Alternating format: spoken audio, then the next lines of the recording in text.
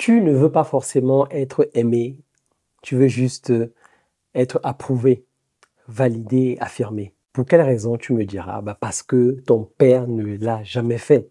Je m'adresserai aujourd'hui à des hommes ou à des femmes qui ont ce besoin-là, ont constaté qu'ils ont ce besoin-là permanent d'être approuvés et d'être validés. Si tu veux comprendre pourquoi tu tombes dans des relations toxiques, ambiguës et décevantes, il faut que tu comprennes ce que ton cœur cherche réellement. Il faut que tu sondes au plus profond de toi et que tu comprennes ce que ton cœur cherche réellement. Tu crois certainement que tu veux être aimé, mais en vérité, tu veux être affirmé. C'est ce que tu veux. Au plus profond de toi, tu as un besoin d'affirmation qui est tellement élevé.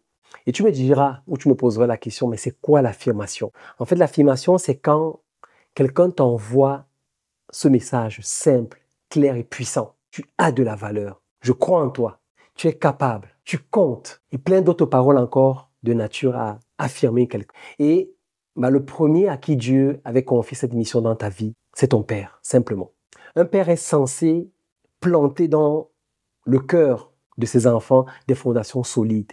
Et c'est ce qu'il était censé faire dans ton cœur. Quand ton père te regarde et te dit, par exemple, je suis fier de toi, quand il t'encourage, même quand tu te plantes ou lorsque tu fais quelque chose qui n'est pas correct, quand il célèbre ton effort, pas juste ton résultat, qu'il célèbre juste ton résultat, c'est ça l'affirmation. Et je veux rentrer dans la Bible et te dire que c'est ce que Dieu a fait avec Jésus-Christ avant qu'il fasse quoi que ce soit.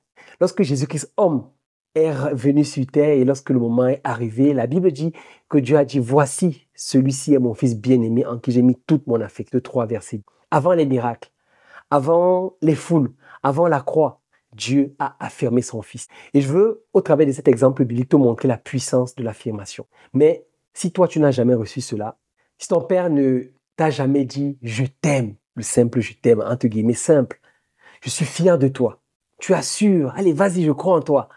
Alors, peu importe ce que tu me dis, tu vas inconsciemment chercher à le recevoir ailleurs. Tu vas courir après l'approbation de chaque homme, de chaque femme. Tu vas accepter qu'on t'aime à moitié, juste pour entendre « tu es spécial ». Tu vas tolérer qu'on te néglige tant qu'on te regarde un peu, parce que pour toi, le plus important, c'est qu'on puisse te regarder un tout petit peu, qu'on puisse te donner un peu d'attention, même si le reste n'est pas correct. Donc, tu vas voir des exemples où tu es en couple, mais tu acceptes les silences, les excuses, les retards, parce qu'au moins, il ne t'a pas quitté. Tu ne dis rien quand on te parle mal, parce que tu préfères garder le lien que de poser des limites. C'est le lien qui est important pour toi. Tu es toujours gentil, même quand on te piétine. Tu vas simplement dire, ah bon, en fait, c'est comme ça qu'il est, hein, c'est sa personnalité. Pourquoi? Si on va creuser au fond, c'est parce que tu cherches à être validé. C'est parce que excuse-moi du thème, tu mendies ce que tu aurais dû recevoir gratuitement. Tu te mets dans une position de mendiant ou de mendiante. Mais aujourd'hui, j'ai une bonne nouvelle pour toi. Tu dois entendre ceci. Il faut que tu l'entendes. Ce que ton père n'a jamais su te dire, Dieu veut te le dire. Il veut te le dire à ton âme. Ce que tu recherches dans une relation, Dieu veut l'ancrer dans ton identité. Tu n'as pas besoin de séduire pour exister. Tu n'as pas besoin de prouver quoi que ce soit. Tu n'as pas besoin de tout supporter. Non, tu n'as pas besoin d'être parfait pour être validé. C'est ce que Dieu te dit aujourd'hui. Tu es déjà aimé, il faut que tu le comprennes. Tu es déjà choisi et tu es déjà approuvé par celui qui ne ment jamais, Dieu. Est-ce que tu le crois vraiment? Est-ce que tu acceptes ce message? Ésaïe 33, verset 4 nous dit, parce que tu as du prix à mes yeux et que tu es honoré, je t'aime. C'est ce que Dieu te dit. Parce que tu as du prix à ses yeux, parce que tu es honoré, Dieu t'aime. Donc, ne va plus chercher le « je t'aime » qui ressemble à un « je te valide ». Parce que l'amour qui guérit commence par l'affirmation du Père. Ce que ton Père n'a pas fait, Dieu le fera si tu lui laisses la place. Comme les anglo-saxons disent, « is up to you ». Est-ce que tu es prêt, est-ce que tu es prête aujourd'hui à lui laisser la place? C'est la question que je veux te poser.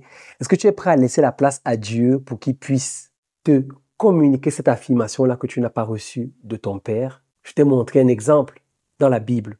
Jésus, bien qu'il fût Dieu, dans sa position de fils de Dieu, a reçu la validation de son Père. Celui-ci est mon fils bien-aimé, en qui j'ai mis toute mon affection, en qui j'ai mis toute ma confiance. Suivez-le ou écoutez-le selon les versions. Tu as besoin d'être affirmé pour ne pas aller manger les affirmations ailleurs, dans des relations toxiques, des relations malsaines. Et si tu te rends compte que tu es dans cette situation-là, je veux t'encourager à sincèrement te tourner vers Dieu, vers le Père, et recevoir simplement de lui son amour.